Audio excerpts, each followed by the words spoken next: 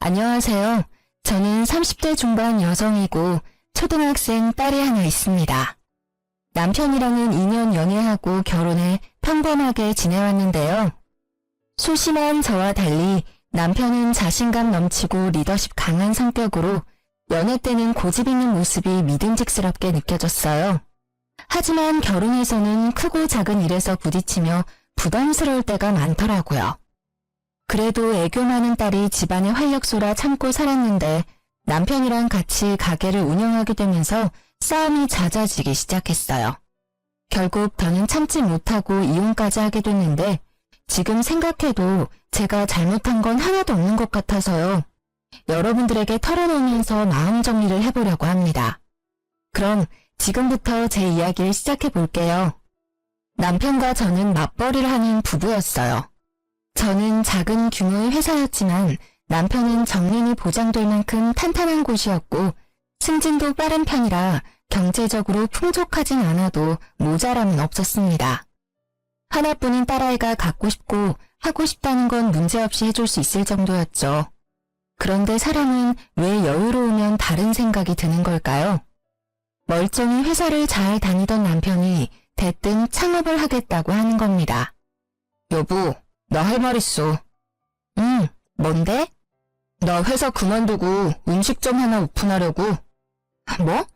잘 다니는 회사를 갑자기 왜 그만둬? 그리고 요즘 경기가 얼마나 안 좋은데 무슨 음식점을 오픈한다는 거야? 당신 계란 프라이 하나도 제대로 못하잖아. 아이 참, 자기가 잘 몰라서 그래. 계란 프라이 수준이 아니야. 나 아는 형님이 고향에서 이거 열었는데 진짜 대박나서 월 1,000원 우습게 번대. 학교 다닐 때 나보다 공부도 못하고 설설 기었는데 내가 잠이 오게 생겼어? 그러면서 남편이 보여준 건 한 샌드위치 프랜차이즈 홍보책자였어요. 빵순이라 요즘 유행하는 건 대부분 알고 있는데 생전 듣도 보도 못한 브랜드라 의아하더라고요.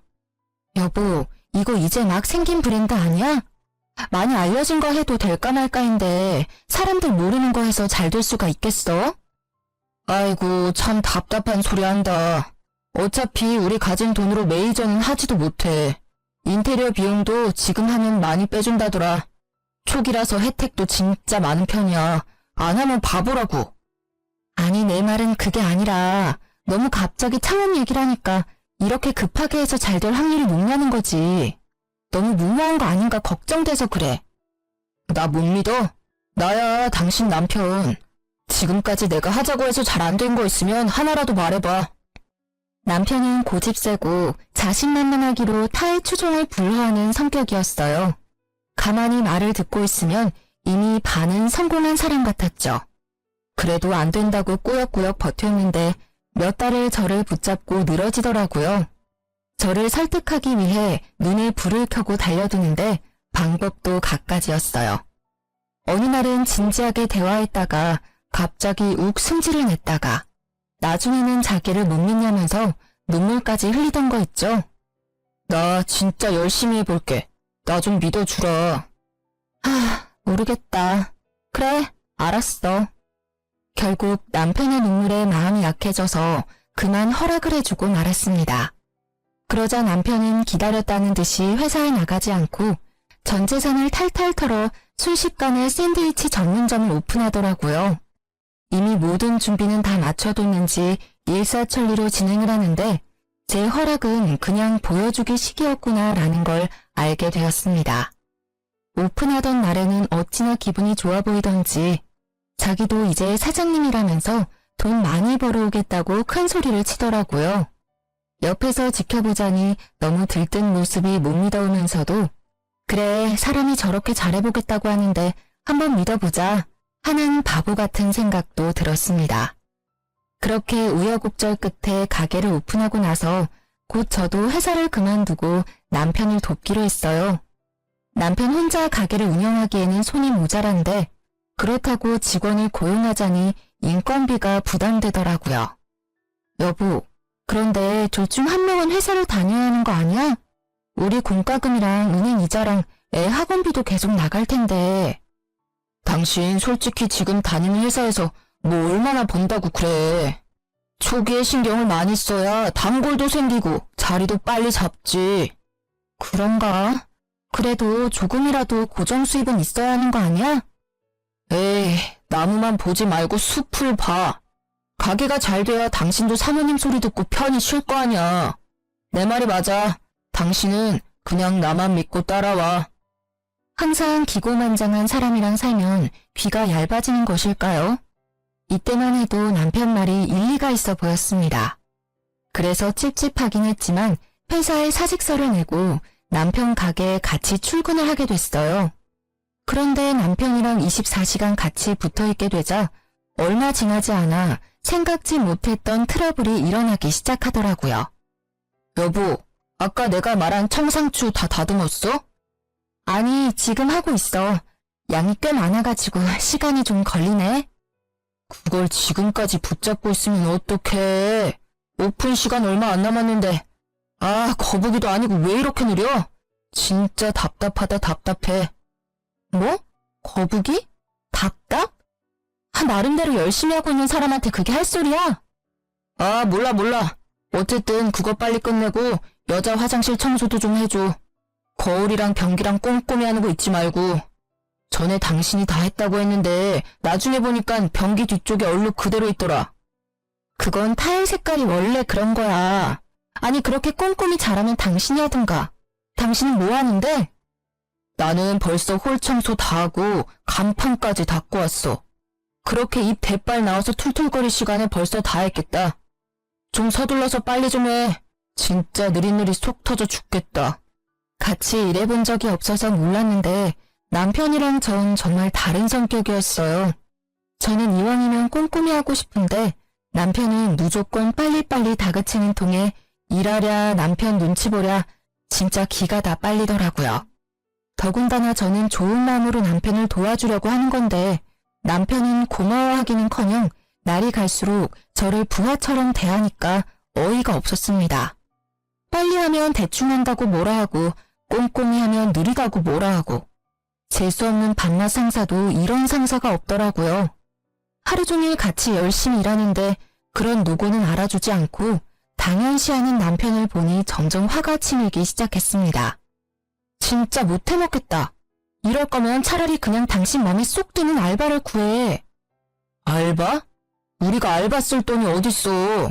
요즘 알바가 한두 푼으로 되는 거야?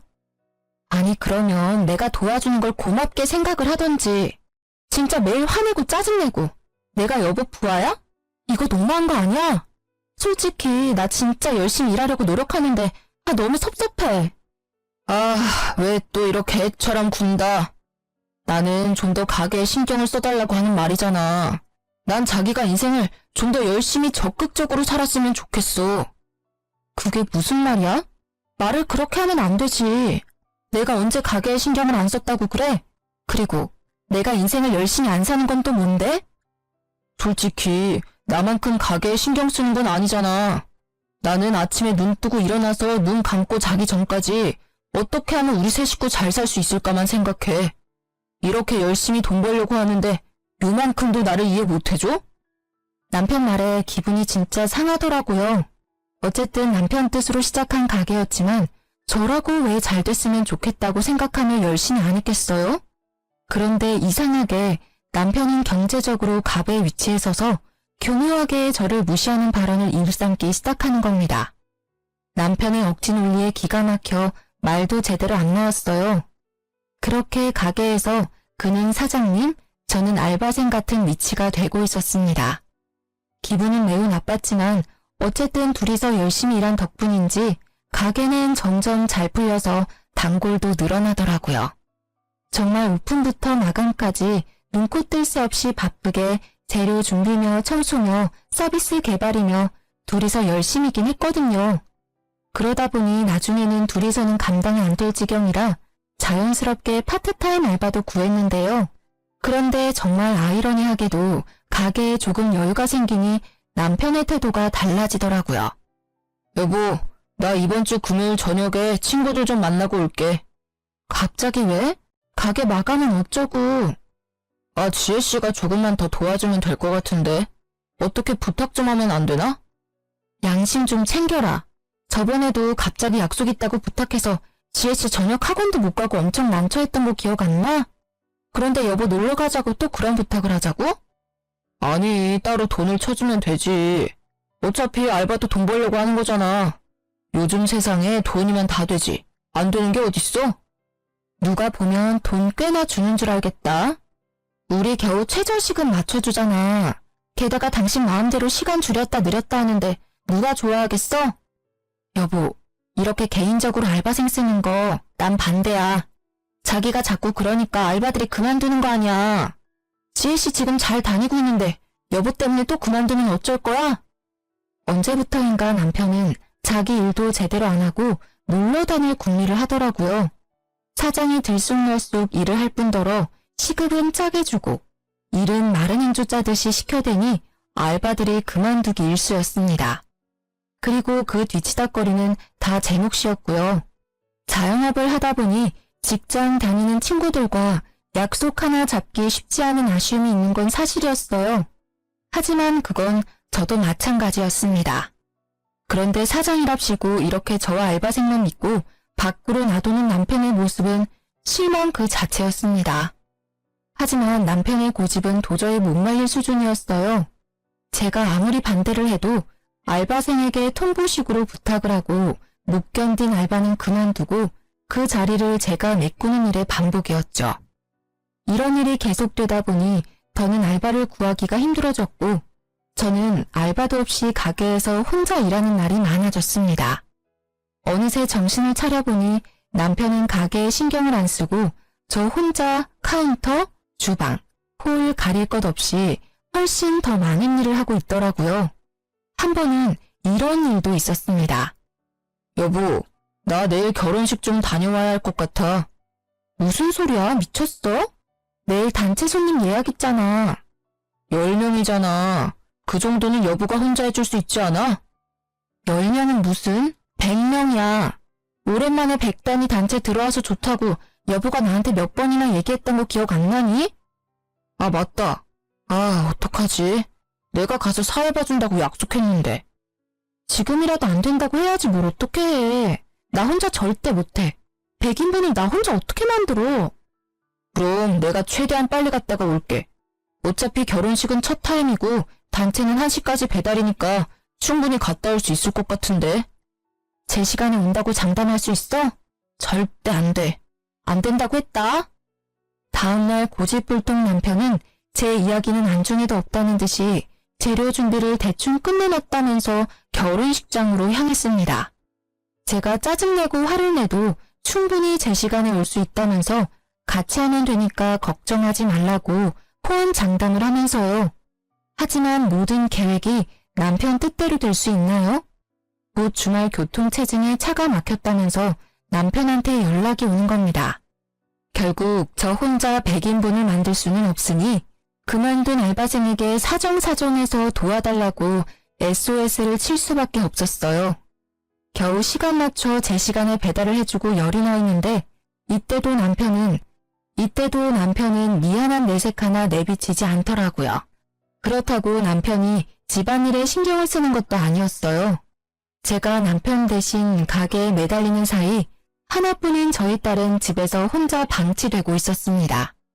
가게 마감을 마치고 집에 돌아오면 밤 10시가 훌쩍 넘었어요. 그 사이 학원을 뺑뺑이 하고 돌아온 초등학생 딸은 혼자 밥 먹고 숙제하다가 지쳐 잠들기 일쑤였습니다.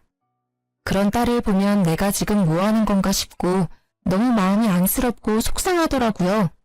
그렇게 안타까움을 느끼는 것도 잠시 밀린 빨래, 설거지, 요리를 하다 보면 잠잘 시간도 부족해서 예민해졌습니다.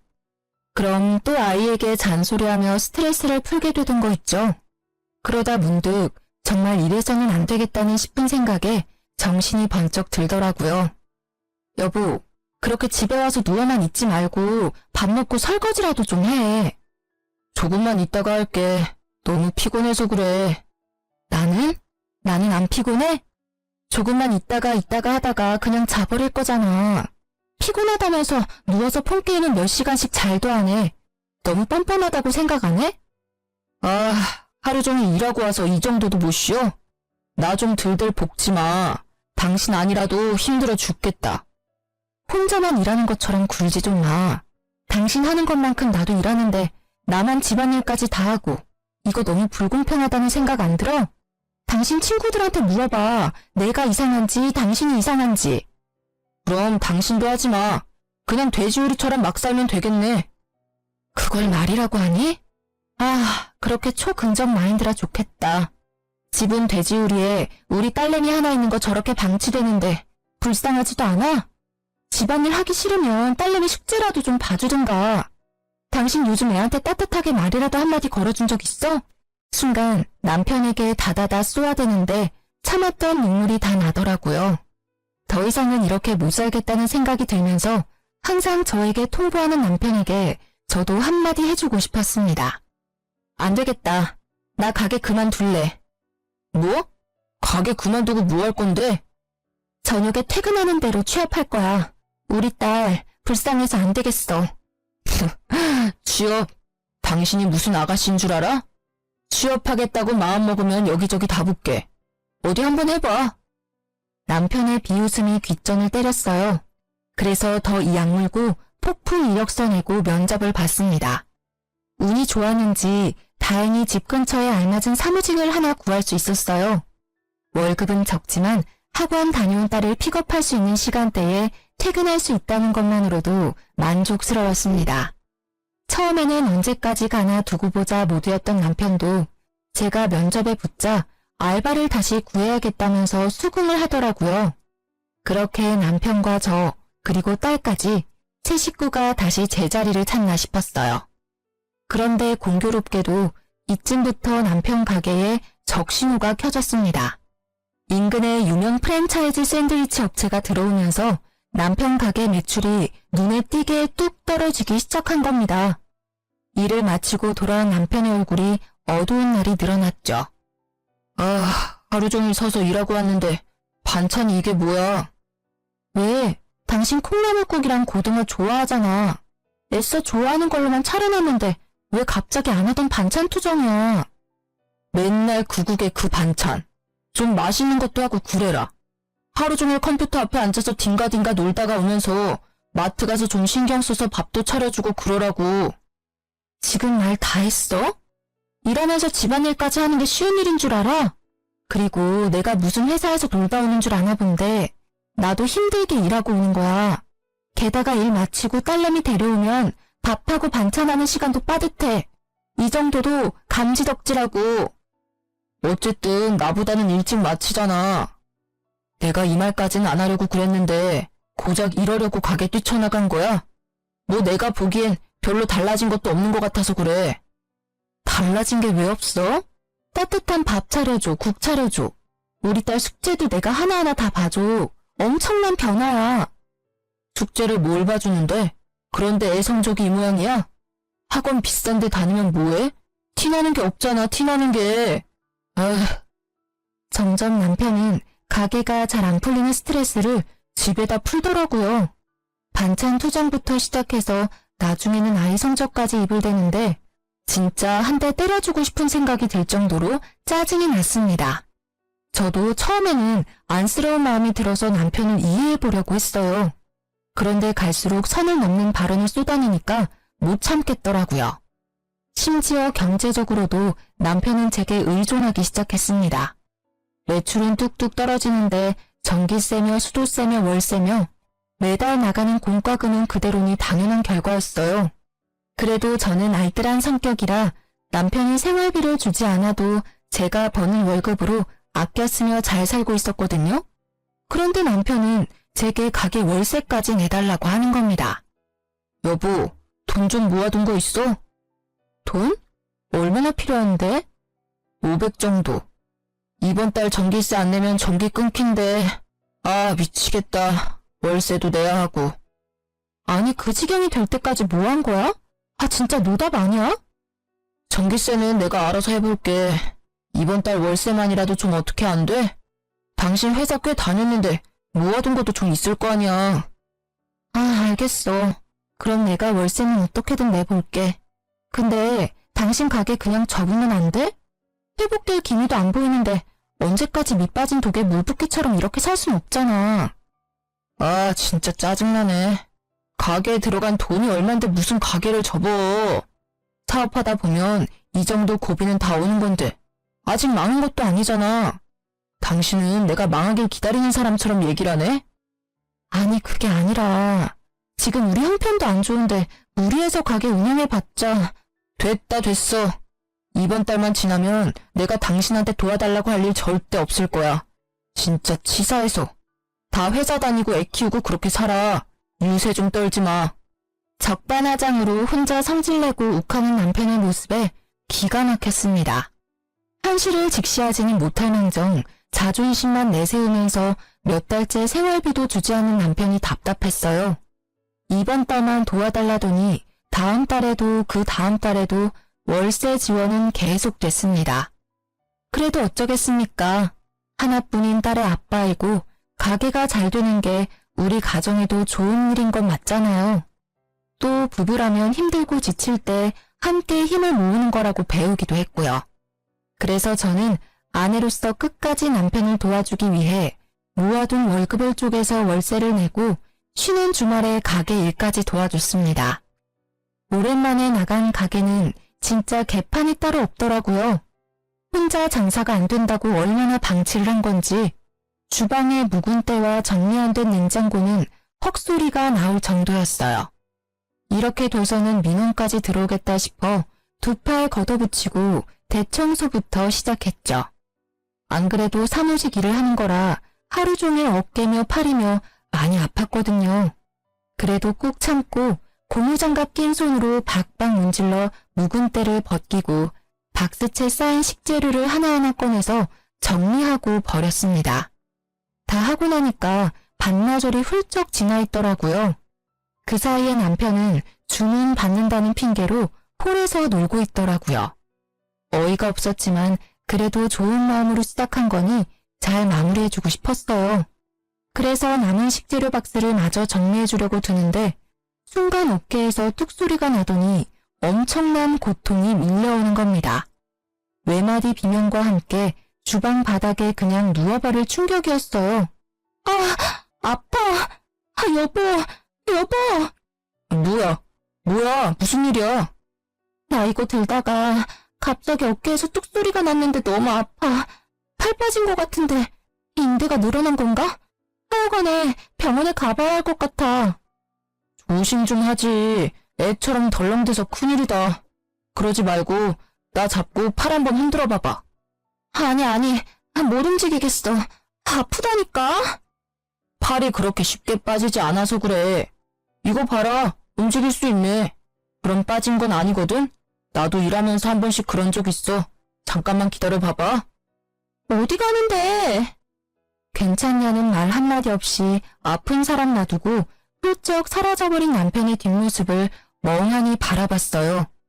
아파서 눈물이 찔끔 나는데 혼자 차가운 주방 바닥에 쓰러져 있자니 서럽더라고요.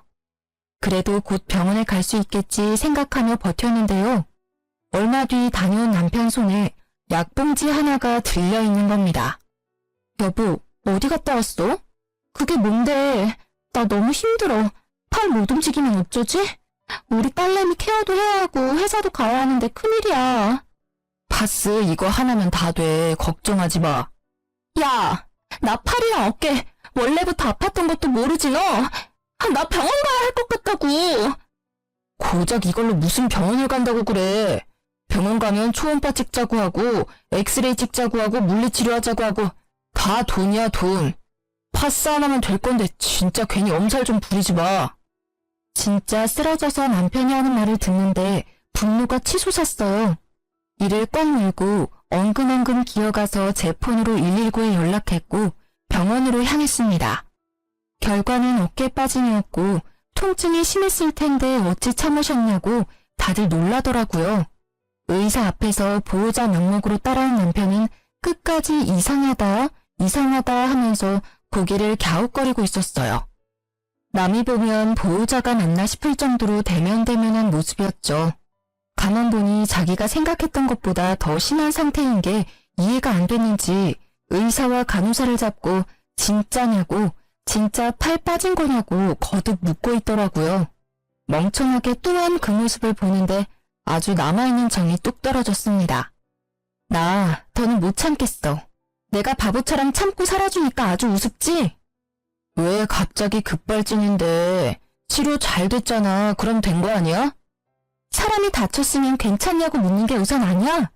내가 왜 이렇게 됐는데? 항상 내가 참고 맞춰주니까 당신 가족들 아무도 모르는 거잖아. 당신 이렇게 뻔뻔한 거 안 되겠어. 나 지금 당장 어머니한테 다 말해버릴 거야. 내가 당신 가게 시작하고 어떻게 살아왔는지 어머니도 아셔야 돼. 너무 열이 받아 아픔을 이끌고 시댁으로 향했어요. 집에는 시모 혼자 TV를 보고 있더라고요. 남편을 돕는다고 아이를 잠시 시댁에 맡겼는데 다행히 시부가 공원에 데리고 나갔다고 했습니다. 아이 앞에서 화내고 싶지 않았는데 잘 됐다 싶었죠.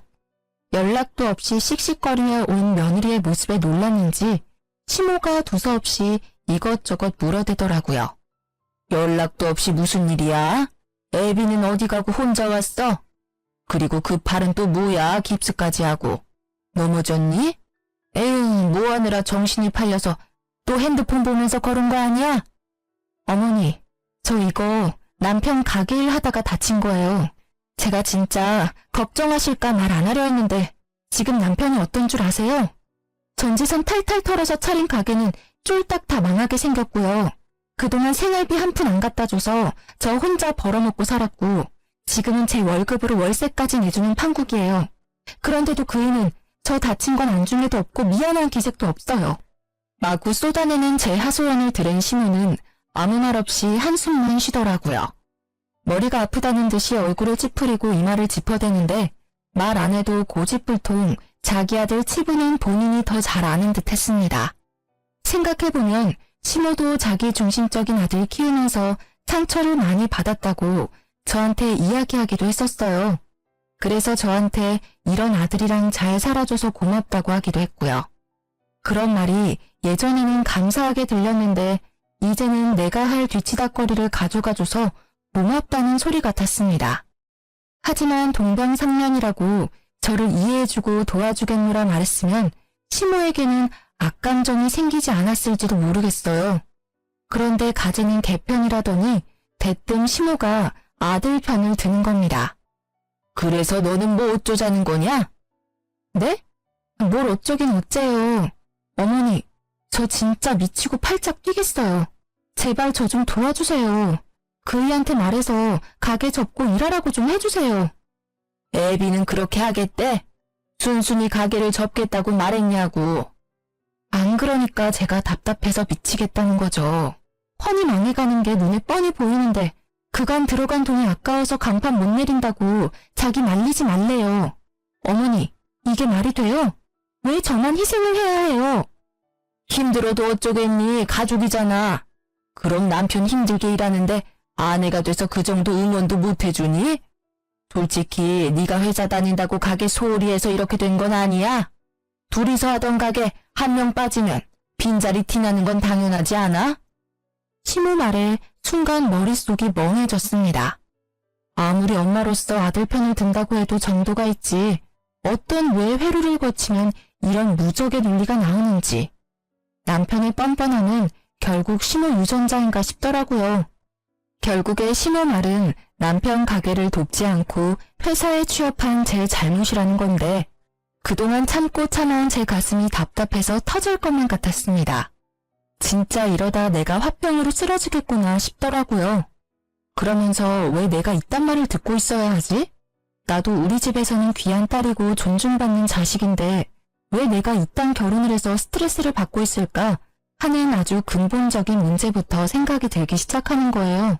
정말 믿기지 않으시겠지만 그래도 저는 이때까지도 이혼에 대해서는 깊게 생각하지 못했어요.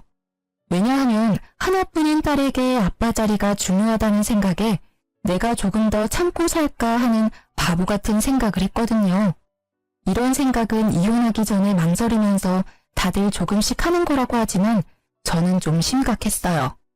지금 되짚어보면 얼만큼 가정에 책임감 있는 아빠인지가 제일 중요한 건데 내가 그걸 놓치고 살았구나 싶기도 하네요. 어쨌든 그렇게 어처구니 없는 시모 말을 듣고 있자니 이 뻔뻔한 모자에게는 사람의 진정 어린 하소연이 통하지 않는구나. 나도 뻔뻔하게 나가야겠다는 생각이 들었습니다. 눈에는 눈, 이에는 이. 더 격식 차려서 참기가 힘들더라고요. 저를 존중해주지 않는 이들에게 더 이상 예의 따지기 싫었어요. 그래서 저도 남편에게 배운 대로 막무가내로 나갔습니다. 어머니, 지금 가족이니 불평 말고 응원을 해주라고 하시는 거죠? 그래, 어쨌든 가족이잖아. 서로 힘들 때 도와주는 게 가족 아니냐? 그럼 어머니, 저 보시다시피 팔 다쳐서 아무것도 못해요. 어머니랑 저랑 애비랑 다 가족이잖아요. 저희 도와주는 셈 치고 이제 어머니가 가게 나가서 일 좀 해주세요. 아니 마음이야 굴뚝같이. 그런데 내가 다 늙어서 젊은 사람들 하는 일을 어떻게 해? 어머니 아직 노령연금도 안 받으시잖아요. 누구나 다 할 수 있는 일이에요. 저라고 처음부터 했겠어요? 애비가 하라는 대로 시키는 대로 하면 돼요. 가시면 애비가 하나부터 열까지 다 알려줄 거예요. 가족끼리 돕고 살아야죠. 안 그래 어머니? 너 말하는 게 어째 나랑 싸우자는 것 같다. 나는 하는 일 없니? 살림도 살아야 하고 아직 너희 시아버지 일하시는데 뒤에서 뒷바라지라도 해줘야 하는데 아들 일도 도와주라고? 어머니, 저도 회사 다니고 애 키우면서 다 했어요. 애비는 다 그러고 사는 거라고 유세 떨지 말라던데요? 저 다 애비가 저한테 했던 것대로 하고 있는 거예요. 알았다. 그러마. 아무 말 없이 저를 바라보던 시모 얼굴이 시뻘개지더니 대뜸 소리를 지르듯 대답하고 자리에서 일어나더라고요. 그러고는 화가 났다는 걸 표현이라도 하듯이 문을 쾅 닫고 집 밖을 나가는데 속이 후련했습니다. 이제 잘난 아들이랑 시모가 같이 가게에 붙어서 오손도손 가족의 정을 쌓을 일만 남은 거잖아요. 상상만 해도 온몸이 짜릿짜릿 전율이 돋더라고요. 시모는 시모 말대로 가족끼리 응원해줄 수 있으니 좋고 저는 이제 가게에 신경 안 쓸 수 있으니 좋고 남편도 뭐 가게에 공짜로 일해주는 사람 생기니 또 좋고 일석삼조라는 생각이 들기도 했습니다. 그날 밤 집으로 돌아가니 남편한테 전화가 바리바리 오더라고요. 시모가 여기저기 하소연을 했는지 시댁 식구들이 돌아가면서 전화가 와서 어찌된 상황인지 묻는 듯 했어요. 남편은 그때마다 모르겠다 애휴 하는 한숨 섞인 대답으로 넘어가는데 제 팔이 다친 지 얼마 되지 않아서 그런지 저를 그냥 뚱한 표정으로 멀리서 바라볼 뿐 시비를 걸진 않더라고요. 최소한의 양심은 있나 보네 생각했습니다. 그래서 그냥 조용히 회사에 병가를 내고 딸아이 케어에만 신경 썼어요. 그런데 진짜 욱하고 고집불통인 남편은 시모를 닮은 게 틀림없더라고요. 정말 콩콩 팥팥이라고 느낀 게 다음 날부터 시모가 정말로 남편 가게에 출근해서 보란 듯이 일을 하는 겁니다. 한 며칠 동안은 그렇게 평화로운 일상이 흘러갔어요. 남편과 저, 시모 모두 각자의 자리에서 열심인 듯 했거든요. 그러다 갑자기 걸려온 남편의 전화 한 통에 억지 평화가 깨져버렸습니다. 가게에서 일하던 시모가 다쳤다면서 빨리 시댁으로 오라더라고요. 어디가 어떻게 다쳤는지 말도 안 해주고 화가 나서 씩씩거리는데 무슨 일인지 궁금하기도 하고 걱정이 되기도 했습니다. 그래서 급히 가방을 챙기고 시댁으로 들어섰는데 팔에 깁스를 한 시모와 화가 잔뜩 난 시댁 식구들이 저를 맞이하더라고요. 안절부절 못하고 서 있는 남편과 이 상황을 스캔하는 사이 시부가 저를 향해 버럭 소리를 지르더군요. 에미 너 진짜 그렇게 안 봤는데 내가 아주 며느리를 잘못 봤구나. 어디 이제 속이 시원하냐? 그게 무슨 말씀이세요? 어머니 어쩌다 다치신 거예요? 너 때문이잖아. 네가 애비 일 도와주라고 난리 부려서 애비 가게에서 일하다가 넘어졌는데 발 인대가 다 늘어났단다. 이게 다 무슨 일이냐? 며느리가 돼서 효도는 못할 망정 할 일이 없어서 시어머니하고 싸움을 해? 진짜 기절초풍하겠다는 말이 이런 거구나 싶었습니다. 어느새 저는 시어머니하고 감정 싸움에서 팔 인대까지 늘어지게 만든 천하의 나쁜 며느리가 돼 있더라고요. 시모는 시부의 말이 끝나기 무섭게 흑흑거리며 울음을 터뜨렸어요. 그랬더니 어찌나 슬피 우는지 지켜보는 시댁 식구들이 다 우는 겁니다. 저는 눈물 한 방울 나지 않았고 오히려 이 어이없는 상황에 헛웃음이 났어요. 지금 저 혼내려고 부르신 거예요? 그리고 그게 왜 저 때문인가요? 어머니가 말씀 좀 해보세요. 저희 싸움을 한 게 아니라 어머니가 가족끼리 돕는 거라고 스스로 일하겠다고 알았다고 하신 거잖아요. 그리고 유치해서 말하기 그런데 저도 이렇게 다쳤어요. 똑같이 애비 가게에서 일하다가요. 안 보이세요? 젊은 너랑 같아. 내가 너를 살갑지는 않아도 예의는 바른 줄 알았는데 이제 보니까 아주 발랑 까져서 헛바람이 제대로 들었구나. 너 때문에 늙은이가 무리하다가 이 사달이 난 거 아니야. 어디서 바락바락 말댔구야. 늙은이 팔 못 쓰면 네가 책임질 거야? 아니 아버님, 말씀을 그렇게 하시면 안 되죠. 그래서 팔 다친 게 결국 제 잘못이란 말씀이세요? 엄밀히 따지면 망해가는 가게 안 접고 고집 부려서 화를 부른 아들 잘못이죠. 네 잘못이지. 우리 아들이 뭘 잘못했다고 그러냐? 제 딴에는 먹고 사려고 노력하다 이렇게 된 건데 그것도 이해 못해줘? 너는 며느리가 돼서 이때다 싶어 늙은 시험이 이겨먹으려고 한 거 아니야? 이렇게 골탕 먹이니까 속이 시원해? 정말 사람이 어이가 없으면 이상한 생각이 들기도 하나요? 시부의 역정을 듣는데 순간 시모가 부럽기도 하더라고요. 시부는 시모 다쳤다고 이렇게 화를 내고 걱정하면서 편을 드는데 제 남편은 제 걱정은 아랑곳 없이 한가로웠으니까요. 그래서 바보처럼 멍하게 시부의 큰 소리를 듣고만 있었는데 제가 또 조용하니까 이때다 싶었는지 한자리에 모인 신우들도 한마디씩 하는 통에 정신이 들었어요. 기다렸다는 듯이 다들 제가 잘못했다면서 저를 죄인처럼 몰아가더라고요. 그제서야 내가 정말 참고 살아주니까 이런 바보 취급을 받는구나. 이렇게 자기 자신만 생각하는 사람들이랑 내가 어떻게 한 가족이 될 수 있다고 생각을 했을까 하고 화가 치밀기 시작했습니다. 그래서 제가 어떻게 하길 바라세요? 사과를 해야지. 마음 같아서는 무릎 꿇고 사죄하라고 하고 싶지만 내가 애비랑 손녀 생각해서 그렇게는 안 한다. 네 딸 보기에 부끄럽지도 않냐? 자식 보기에 부끄러운 줄 알아야지. 이런 제 마음도 모르고 시부는 무릎 꿇는 사죄를 입에 담질 않나.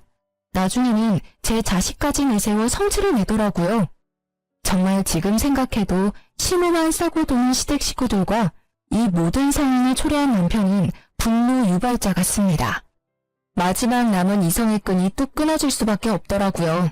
아픈 팔에서 느껴지는 고통보다 이런 덜 떨어지는 사람들과 살붙이고 살았던 제 과거에 대한 화환이 들어 슬프기도 했어요. 결정적으로 이 상황에서 맨날 입으로 나불나불 지적질하던 남편은 다 지 편을 들어준다고 생각했는지 뒤에 숨어서 말 한마디 하지 않고 있었죠. 그 모습을 보니 너무 빡쳐서 가방을 뒤져 남편이 사다 줬던 파스를 꺼냈습니다. 그리고는 바로 시모한테 냅다 던져버렸어요. 저 사과 못해요. 잘못한 게 없으니까요. 잘난 아들이 저한테 준 파스예요.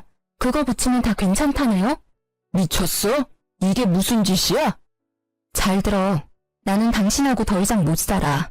나만 하는 희생 더는 강요하지 마. 쥐뿔도 없으면서 자존심만 세우면 다야? 이 사람이랑 망할 가게는 여러분들이 잘난 가족이니까 잘 도와주세요. 전 이 사람하고 이혼하려고요. 집 밖으로 나가는 제 뒤로 무수히 많은 소리가 들렸어요. 대부분 고함과 호통이었는데 이혼을 내뱉고 돌아서니까 제 머릿속이 차분하고 맑아져서 하나도 무섭지 않더라고요. 오히려 이 엉망진창인 가족들에게서 벗어날 수 있어서 다행이라는 생각이 들기도 하고 속이 통쾌했습니다. 그렇게 고집불통 남편하고는 깔끔하게 이혼했어요. 저에게 문제가 없고 남편은 경제권을 상실했기 때문에 초등학생인 딸의 양육권은 제가 가질 수 있었습니다. 갑자기 아빠의 자리가 비게 된 딸에게 미안한 마음은 들더라고요. 그래서 괜찮은지 세심하게 챙겨보고 물어봤는데 입으로만 딸 사랑을 외쳤던 아빠였던 터라 크게 정은 없는 듯 했어요. 오히려 제가 더 살펴주고 챙겨주니 좋아하는 기색이라 다행이었습니다. 곧 사춘기가 시작될 텐데 더 꼼꼼하게 케어해줄 예정이에요. 그리고 정말 남편 가게를 나와서 회사에 취업한 건 신의 한 수더라고요. 팔 때문에 조금 고생하긴 했지만 그래도 아껴 쓰면서 월급을 차곡차곡 모아 딸에게 필요한 건 다 지원해 줄 생각입니다. 무능하면서 자존심만 내세우는 남편보다는 성실하고 책임감 있는 제가 더 낫지 않을까 싶어요. 예전에는 남편이 알아서 다 한다고 자기 말만 들으라고 고집을 부리니까 뒤에서 지켜보곤 했는데요. 이제는 제가 사랑하는 딸아이를 지켜야 하기 때문에 더욱더 강하고 씩씩한 엄마가 되려고 해요. 애벌레가 나비가 되려면 엄청난 시간과 노력이 필요하듯 저 역시 결혼과 이혼으로 한 뼘 더 성장한 느낌이네요. 전 남편을 만나서 고생한 거 생각하면 화가 나지만 딸이 있으니까 최대한 과거는 잊고 미래만 생각하려고요. 그런데 어리석은 전 남편은 아직 철이 덜 들었는지 들리는 소문으로는 망한 가게를 살려보겠다고 친구들한테 여기저기 손을 벌리다가 못 갚아서 손절당하고 인간관계도 망했다고 하더라고요. 진짜 자기를 생각하는 사람들이 해주는 조언은 제대로 듣지 않고 당장의 자존심만 내세우는 결과 같기도 한데요. 거기서 정신을 못 차리고 결국 고금리 사금융에도 손대서 이자 감당을 못해 파산하고 신용불량자까지 된 모양이에요. 정말 이혼하지 않고 계속 참고 살았으면 저희 딸에게까지 피해가 가고 저 역시 못난 부모가 될 뻔했으니 진짜 이제라도 헤어지게 돼 다행이라는 생각이 듭니다.